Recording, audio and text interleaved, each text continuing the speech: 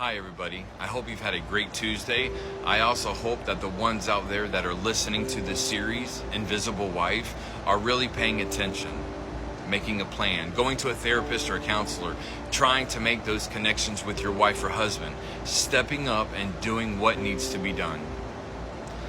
I can say, if it wasn't for my separation right now, I don't know if I would have made the changes that I've needed and gotten the help that I've needed.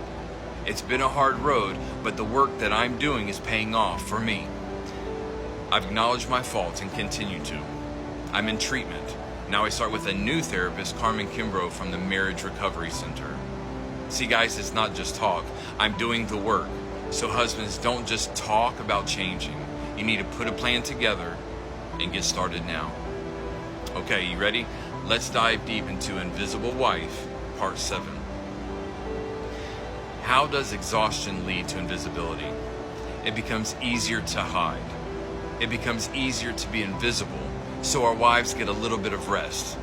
It's just easy for our wives to conform to this, to be essentially a ghost walking around invisible because she is so exhausted and not being heard, no matter how many million different ways she has said something.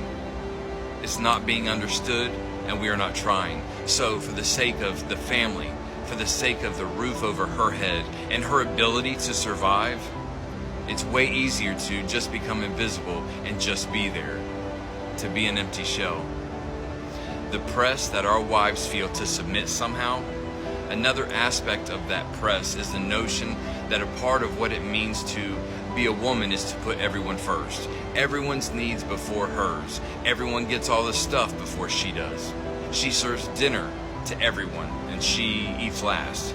See, by doing this, she also starts to be invisible. There is no space carved out for who she uniquely is part from her roles as a wife and a mom. She's not a person. Sometimes the wife is often seen as an accessory rather than a person in her own rights.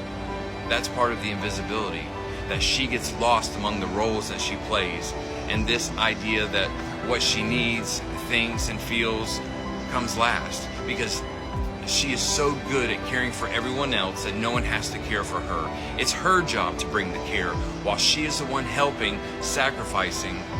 There's not a lot of return. Husbands, this is awful. This is heartbreaking. If this is how we are treating our wives, I'm ashamed. I'm ashamed of the selfishness that I brought to my marriage and making my wife feel invisible. I'll say this, and then we're going to have to wrap this up. For the husbands that still have your wives, my friend, you better change, because if not, you will be alone, like me.